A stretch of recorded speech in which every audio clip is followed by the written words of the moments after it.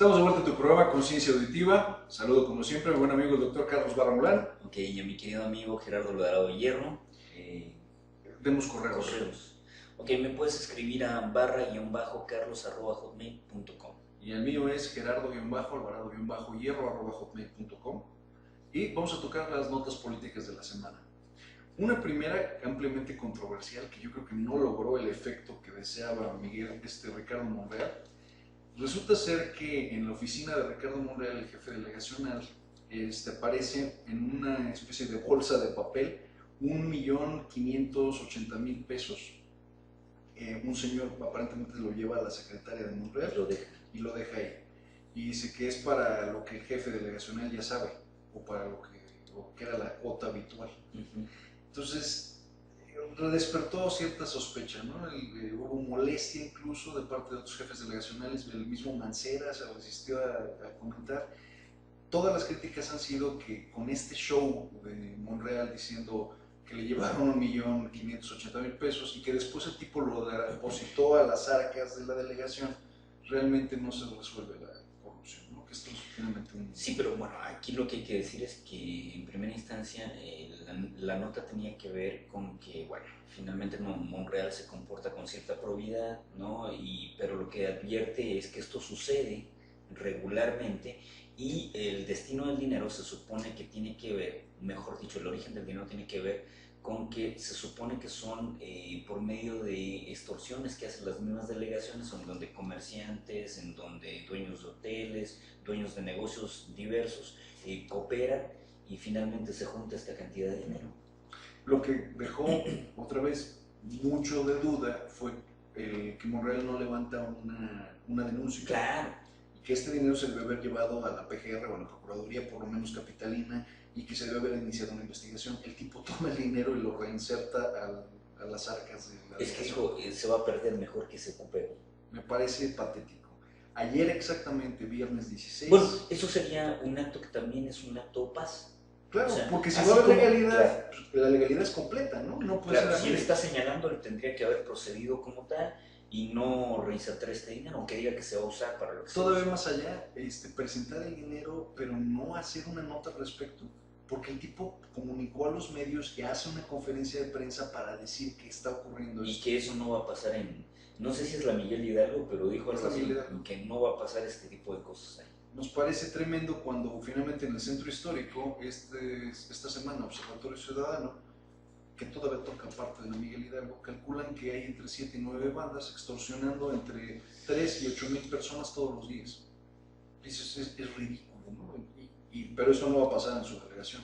Ayer el mismo Monreal denuncia que hay espionaje en sus oficinas y encuentran unos aparatejos que servían como micrófonos para escuchar, lo encuentran en sockets, lo encuentran en focos, etc.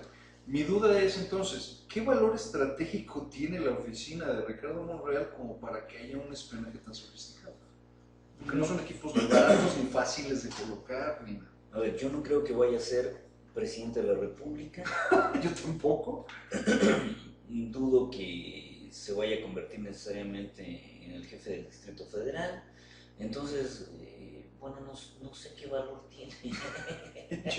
¿Qué valor estratégico tiene Monreal? No me lo explico.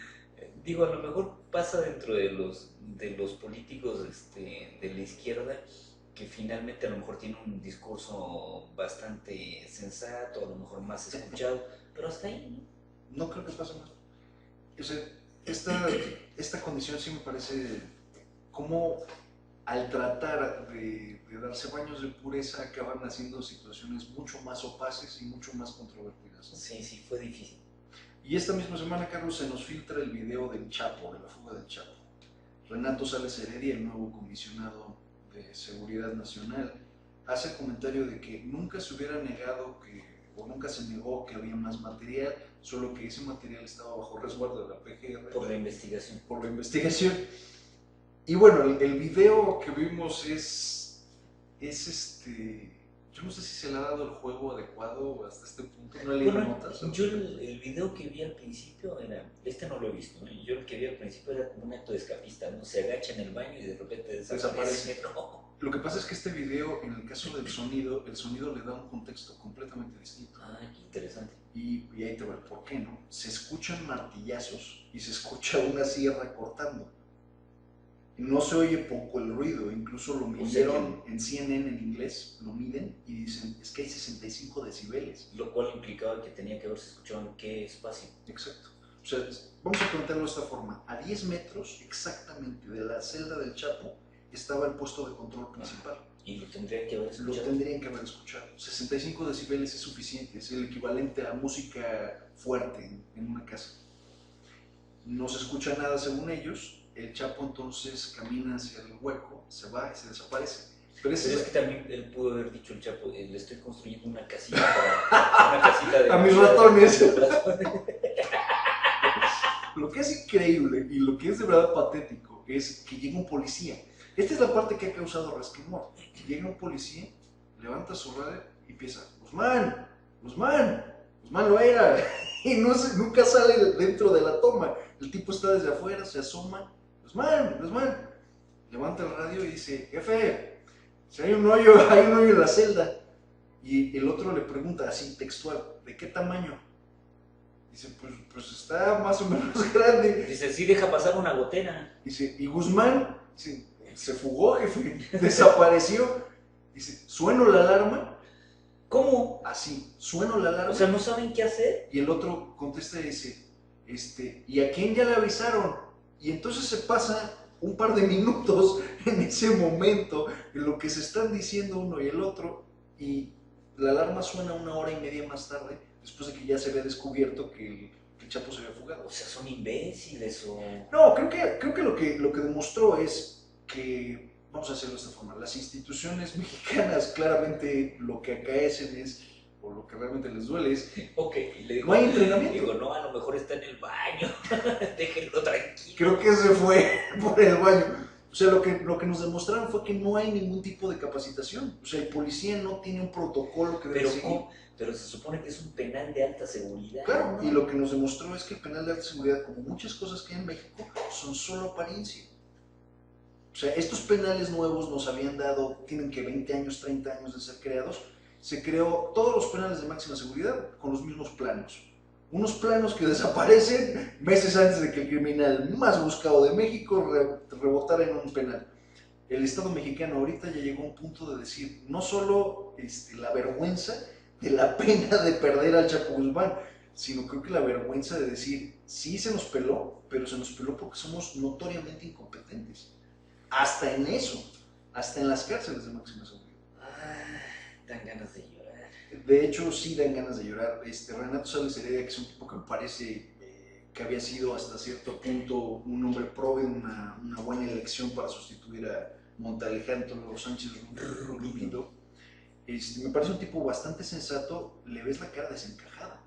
O sea, toda esa conferencia de prensa en la que le están preguntando por el video y cómo se filtró el video, el tipo está totalmente desencajado y la lectura que se hace es una sola palabra: incompetencia. Crasa, absurda, descarada incompetencia. Falta de capacitación, falta de preparación, falta de elección de perfiles. No, pero imagínate esos güeyes que tienen, que son policías diciéndole, ¿y quién sabe de la fuga? ¿A quién le avisaron? ¿No? Horrible. ¿De qué tamaño es el hoyo? Y 1 hora y media después. Porque el jefe, me imagino que se levantó, fue de su casa al penal, ya aparece, a ver, ¿qué pasó ahora sí? Enséñame. No, pues este es el hoyo. ¿Y a dónde lleva? No, pues no sabemos. No hemos entrado. No hemos entrado, puta madre. Pues váyanse a perseguir, activen la alarma. Y en ese momento se activa la alarma. O sea, esto es lo que es increíble, ¿no? Es en pleno siglo XXI. No hay un protocolo para resguardar a uno de los criminales más buscados de México, que había prometido fugarse, y todavía más allá, al que el presidente había dicho que era imperdonable dejar a que se fugara, ¿no? Entonces, una cadena de estupidez. Así como había sido uno de los déficits del sexenio de Fox, era uno de los logros del sexenio de Peña, ¿no? O sea, el haberlo atrapado.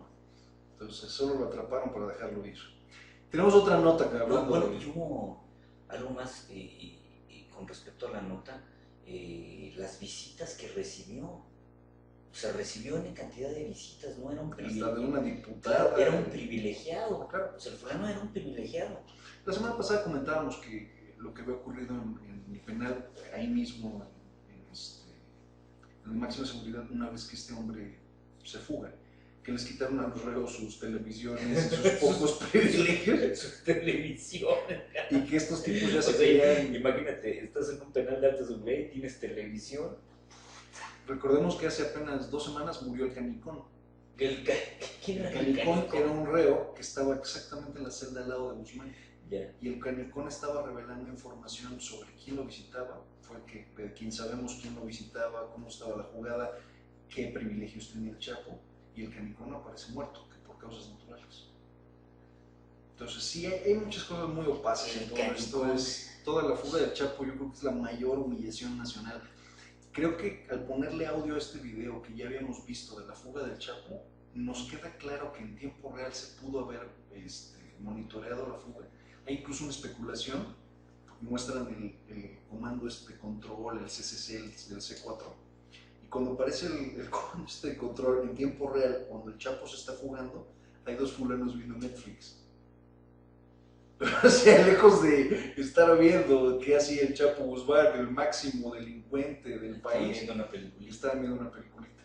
O sea, son condiciones que nos hablan de una crasa total incompetencia, que nos hablan de malas planificaciones, falta de políticas reales de trabajo. Y bueno, los resultados son esos, ¿no? El Chapo se fuga en tu cara y qué tan grande es el hoyo y quién sabe de la fuga. Y dicen que la película que estaban viendo era Fuga en Alcatraz con Clint Eastwood y aplaudían los cabrones. Y aplaudían y el otro se fugaba. Esta semana, nuestro torero favorito, y por favorito me refiero a todo lo contrario, Lorenzo Córdoba, hace el anuncio de que el INE piensa construirse nuevas instalaciones por la nada despreciable cantidad de 1.150 millones de pesos. Ok, y nota de la desfachatez porque el INE es ineficiente. Ineficiente nos ha mostrado no controlar a los partidos políticos, no llevar con certidumbre los procesos electorales. Los desatinos de este fulano en particular cuando se burla de los indígenas, de un grupo de indígenas que le pedían cierta incorporación a través de los procesos electorales, el fulano trasciende de que se mofa, se burla de ellos. O sea, es un imbécil. O sea, no debe, es el peor de todos los que han habido, de todos los consejeros presidentes. Este fulano no debería estar. No. O sea, simplemente no. No, y aparte, en tiempo de austeridad, ¿cómo te atreves a hacer el anuncio que me voy a gastar 1.150 millones? Que recordemos que esto ya se planeó desde antes.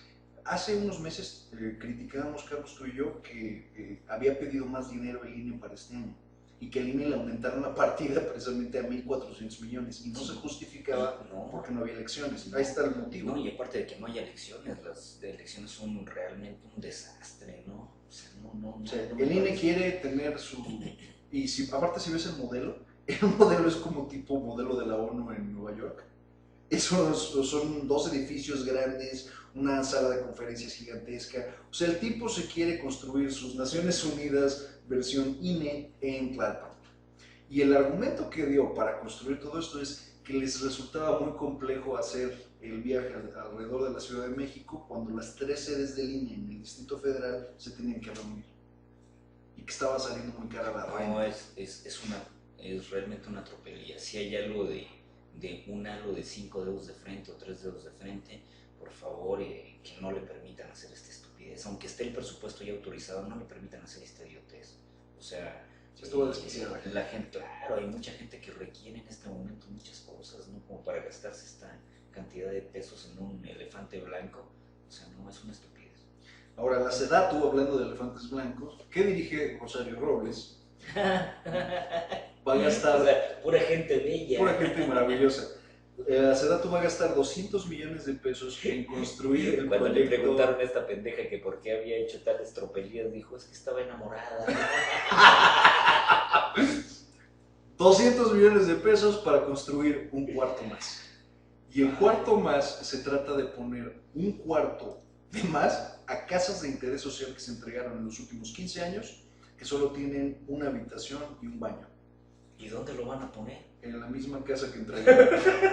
O sea, encima encima del baño o qué es lo que van a hacer, porque es una idiotez. Si son terrenitos así que no alcanzas para nada, ¿no? 40 metros cuadrados. O sea, ¿cómo van a poner un cuarto? O sea, ¿es estúpida esta vieja o qué le pasa? Lo que pasa es que lo que se descubrió fue que este tipo, bueno, estas personas que viven en esta situación y que se beneficiaron de este tipo de viviendas, viven en situaciones de hacinamiento.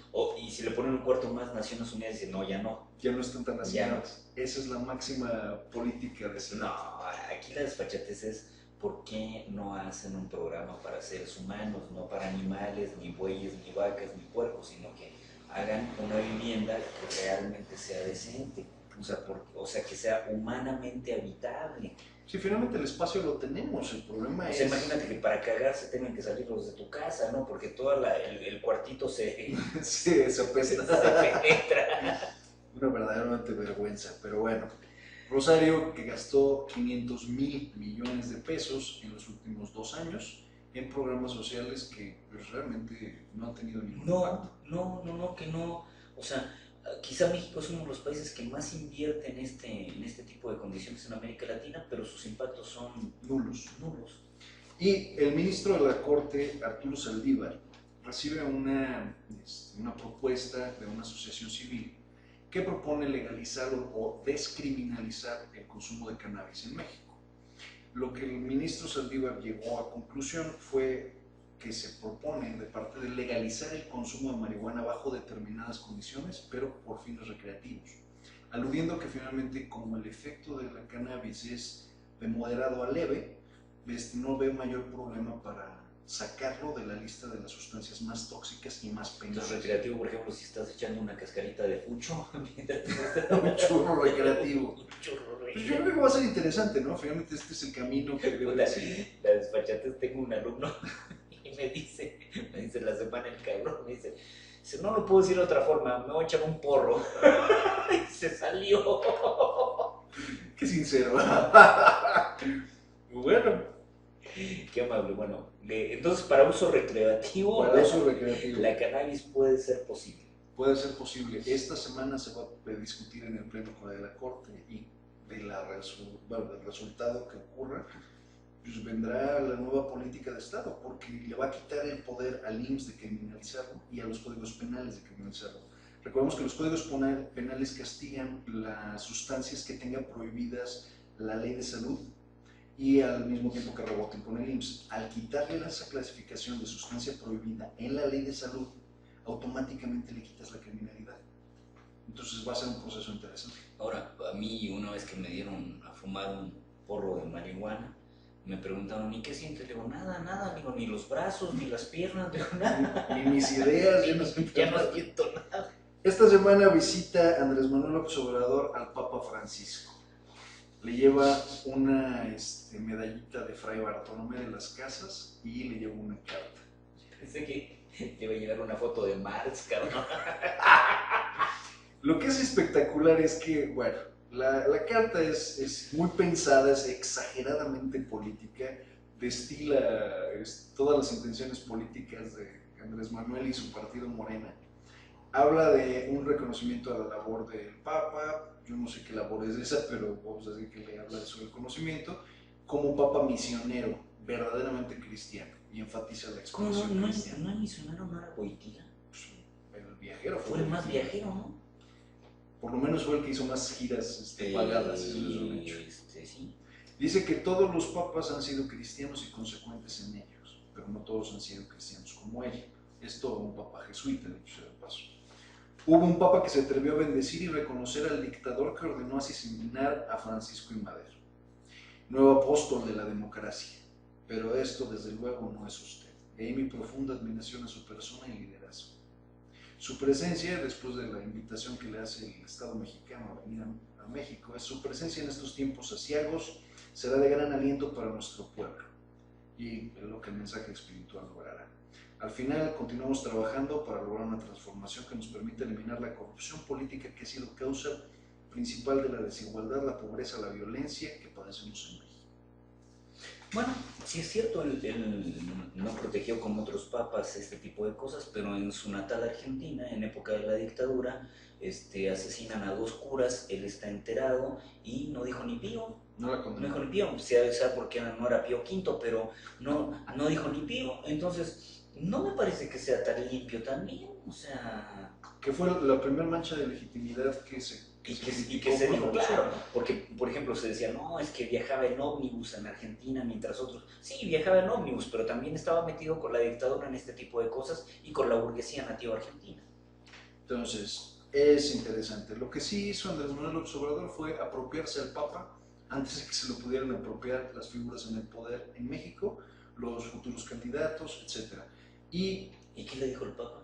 pues obviamente Le se contestó. sonrió, le recibió la medallita y la cartita, lo tuvo 5 minutos en audiencia pública y se acabó. A especulaciones, ¿cuánto le costó a Andrés Manuel la Oye, ¿y el visita al Andrés Papa? iba vestido de blanco, así como, No, no? trae un trajecito café. Claro. Pero finalmente es un, vamos a decirlo, en el imaginario, como lo quiso jugar Andrés Manuel López Obrador, me parece una jugada astuta. Le ganó la partida a todos los que creían o querían traer aquí al Papa en un momento en el que 3 ciclos de noticias ya se habían comido la idea de que si venía o no venía el Papa y que causó cierta algarabía. El primer político que va a ser asociado irremediablemente con el Papa fue Andrés Manuel. Entonces me parece una visión muy astuta, sobre todo ante el advenimiento de otras figuras políticas que se están comiendo el mandado, como el caso del Bronco. Ok, enteramente de acuerdo. Y quizá también entendiendo que este movimiento ciudadano, Morena, ha crecido bastante, entonces no sé, a lo mejor esto puede afianzar su capital político, no sé, pero me parece bastante ridículo el asunto. Es ridículo. Finalmente, Andrés Manuel, por más que sí se ha pronunciado cristiano, es un tipo de corte más bien agnóstico, entonces, bueno, es un poco hipócrita. Esta semana atacan al exgobernador Fernando Moreno Peña Sí, en un restaurante en Colima. en Colima. El hombre estaba comiendo, me parece que eran porque de las 12 1 de la tarde, apareció un sujeto, presuntamente armado con un revólver, se desconoce hasta ese momento el motivo y le meten 6 balazos al tipo. Y se supone que no traía escolta, a diferencia de otros ex gobernadores que tienen derecho. Bueno, él también tiene derecho, no sé si en ese momento no lo traía y sí, le dispararon y está fuera de peligro. Sí, Está fuera de peligro, sí. Pues bueno, esa es. Pero no se ha esclarecido, ¿eh? No. O sea, se señalaron a través de los medios de que tienen identificados quiénes son los que están ahí en ese momento, que las cámaras tomaron y todo el rollo, pero no ha trascendido nada todavía. Y como siempre vamos a caer en la opacidad, pero va a ser interesante de todas maneras. En notas internacionales, esta semana se levanta el velo, por así decirlo, del libro de Hitler, Mi lucha. Es la primera vez desde 1945 que va a ser publicado, esto porque acaban de vencer los derechos. Una asociación alemana había comprado los derechos para que no pudiera ser publicado el libro de Mi lucha en territorio alemán ni en el idioma alemán. Este libro se ha vendido hasta, bueno, tiene 12 millones de copias, traducido a todos los idiomas, y es la primera vez que se hace una cura seria sobre lo que Hitler quiso decir en su idioma natal. Bueno, eso no, yo leí una versión cuando era estudiante universitario y fue adrede, lo vimos en una clase, lo tratamos de analizar, pero es un libro que habla sobre el expansionismo del capitalismo británico, la tardía llegada de Alemania finalmente al reparto, a este reparto de los grandes mercados, y esta tarea histórica donde hay un trazo ideológico de que Alemania tiene que empoderarse como tal, pero está hablando en contra, o sea, no, si alguien piensa que este es un libro plenamente ideológico que habla de las teorías de la pureza racial o que lo que se retomó alguna vez de Nietzsche sobre la transmutación o transvaluación de valores, no tiene que ver con eso, es un libro mucho más geopolítico en su momento. Entonces, no me parece, por ejemplo, no me parece un libro de propaganda nazi, estrictamente hablando.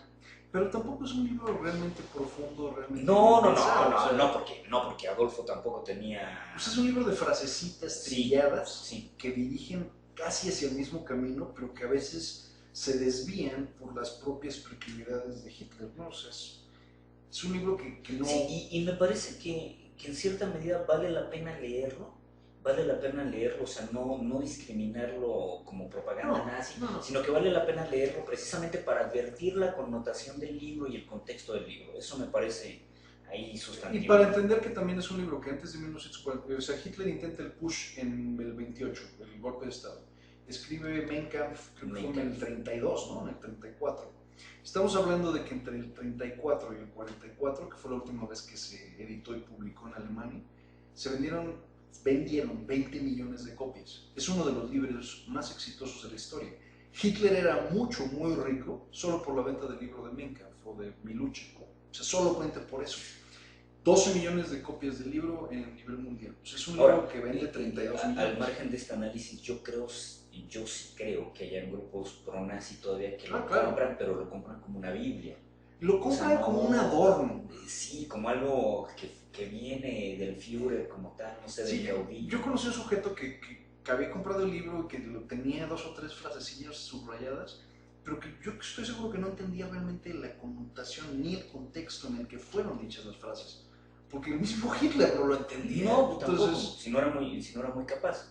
Entonces esa es la parte que bueno. Pero es interesante, ¿eh? Saber que, sí lo es. Que está trascendiendo. Entonces, junto con eso tenemos otra nota interesante también. Esta tiene que ver con una novatada en una aerolínea china que se llama Kunming. En la aerolínea Kunming se toman a las azafatas jóvenes que acaban de entrar a la aerolínea, se las llevan al área de carga y las dejan encerradas durante el resto del vuelo. Les hacen ruido golpeándole las paredes y las dejan 1 hora, hora y media. Para aterrorizarlas dentro ¡Qué maldito! De la cabinita, y después las sacan, ya pues, me imagino que llorando y agarradas, y ya, eres bienvenida a la aerolínea. Que la práctica tiene más o menos 10 años y es para las aerohermosas totalmente novatas, que para que no se sientan asustadas. Y que después ya cada vuelo sea lo más cotidiano, lo más normal posible. Lo irónico fue que una chica tuvo un ataque de pánico y casi se muere en la novatada. No, claro, puede pasar. Una niña que se llama Xiang. O de claustrofobia ahí, no sé. Una cosa horrible. Y ahora niegan todo al respecto. En otras 2 notas. Ahora, me imagino, digo, yo no lo sé, ¿eh? En el caso de las azafatas, no sé, pero sí creo que tengan alguna preparación psíquica sobre los manejos del vuelo. O sea, no solamente se encargan exclusivamente de dar los alimentos, ¿no? Hace muchos años anduve saliendo con una... ¿Y qué tal? Hay talento ahí, ¿no? Hay predisposiciones interesantes. Me contaba ella trabajaba para Aeroméxico y salimos alguna vez, me contaba que su capacitación como tal es en simuladores, o sea, tienen ellos simuladores que se mueven, que parecen como de feria, y los simuladores pretenden recrear la situación de que si cae el oxígeno y todo. Seguramente te han hecho esta coreografía de las ventanillas, las entradas. Que es como, que después se volvió como medio erótico, medio sexy. Claro, ¿no? Es como parte es que no te habla y en ese momento que no te está hablando y te está indicando, tú dices, está en indefensión. No, que es una voz grabada, ¿no? Es una voz grabada haciéndolo y ella solo hace la pantomima de que avanza y que no. Ya muchas aerolíneas, sobre todo vuelos transatlánticos, ya los han eliminado. No, y habitualmente ya ni pelas esa pendeja. No, claro que no lo pelas, es totalmente inútil. Pero sí, esta situación de la capacitación tiene que ver mucho con simuladores, tiene que ver con estar preparado para el momento de... Claro. Que ya lo que pueda o no hacer alguien una vez que la avión está en picada, estás perdido, ¿no? Respira oxígeno y muere con dignidad. Sí, como lo que hablábamos hace meses atrás cuando este piloto de origen alemán no hace estrellarse el avión, ¿no? Esta semana Donald Trump, nada más como comentario, culpa a Bush de los ataques de septiembre 11, en una nota que me parece verdaderamente interesante. Y lo importante fue que Hillary Clinton trasciende con una nota y dice que ya deje de hostilizar y de molestar a los mexicanos, o sea, que ya se acabe esta parte del discurso, ¿no? Pero si se acaba esa parte del discurso, se acaba en una buena dosis de agresión conservadora que le ha servido como para empoderarse, entonces no creo que se acabe tan fácilmente. Veía a un analista esta semana, el New York Times, que hacía el comentario de que Estados Unidos siempre trata de ver a sus políticos como o a la defensiva o presidenciales, y presidenciales significa que pueden mantener la cara, la verticalidad ante situaciones horribles. Dice que el periodo en el que está Estados Unidos en este momento es quieren un político a la ofensiva defendiendo lo que ellos llaman sus valores centrales, sus core values. Sí. Y Hillary es muy altamente probable que gane el caucus de Iowa en los próximos meses. Es altamente probable que lo vaya a ganar. Y es altamente probable que lo vaya a ganar Trump también. Yo creo que... Ahora, con su esposo de la Hillary, con Bill, hablábamos algo tú y yo alguna vez, de que en Estados Unidos se ha vuelto jocoso, se ha vuelto ampliamente disfrutable el que su presidente sea un mujeriego. Claro, porque es el segundo descaradamente mujeriego y es no mal visto hasta cierto punto. Lo que le va a pesar a Hillary en esta elección y va a ser interesante es... Ahora, es el primero que sabemos que pese a ser mujeriego, hablaban con él por teléfono en la Casa Blanca. O sea, con otros igual hablaron, pero sí se sabía que hablaban. La Lewinsky hablaba por teléfono todos los días. Hay cierto vestido azul. Que por qué lo guardaron. ¿Y cómo sobrevivió? Aparte que, si recuerdas el impeachment... Oye, era como media gordita, ¿no? O sea, no, flaquita no era. Tuvo una breve carrera porno incluso, de Mónica Lewinsky. Increíble. ¿Y ahora qué se hizo? ¿Tendrá dinero? ¿Quién sabe? Muy probablemente sí, el acuerdo fue por 6 o 7 millones. Ah, qué bueno. Pero los iba a recibir diferidos a 10 años. Estamos hablando que esto de Clinton fue en el 96. Entonces es probable que tenga un buen pasar. O sea, estas bajadas al micrófono finalmente le dieron un buen pasar. Me parece bien. Altamente probable que siga bien, pero... Fue productivo. Si algo tiene Estados Unidos es una mala administración, estás frito rápidamente. Bueno, por último, la nota de los muertos en Palestina. Esta semana hubo 5 muertos en Palestina y el Estado de Israel convoca a su gente a prepararse. Prepararse fue porque por primera vez en quizá 20 años hay ataques en Jerusalén y hay gente finalmente armada corriendo en Jerusalén. Lo que es increíble es que Israel en Jerusalén, Jericó, tiene 6 o 7 armerías. Las 6 o 7 armerías se vaciaron. La gente fue y los que no tenían un arma de fuego fueron y encontraron un arma de fuego para defenderse. Pues esto es inusitado. Y eso que la milicia israelí en las calles está presente y está fuertemente armada. De repente ves mujeres con preparación bélica. Todos los políticos israelitas tienen algún tipo de preparación militar, ¿no? O sea, digo, es digno de mención porque estamos hablando de un país que está, decía un amigo judío, Israel es un bonito país en un mal vecindario, en un feo vecindario, ¿sí? Sí, porque cuando creció como tal, me parece que creció con cierta modernidad, con edificios importantes, ¿no?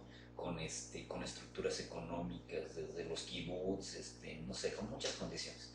Pero bueno, creció en un lugar que históricamente debía crecer, pero que no era el mejor lugar para crecer. Completamente de acuerdo. Entonces, bueno, será interesante ver qué pasa. Hay una más que son las bodas fantasma, nada más como porque vale verdaderamente la pena mencionarlo. En China fueron 3 personas arrestadas mientras estaban robando a 3 cadáveres de chicas de entre 18 y 22 años. Ay.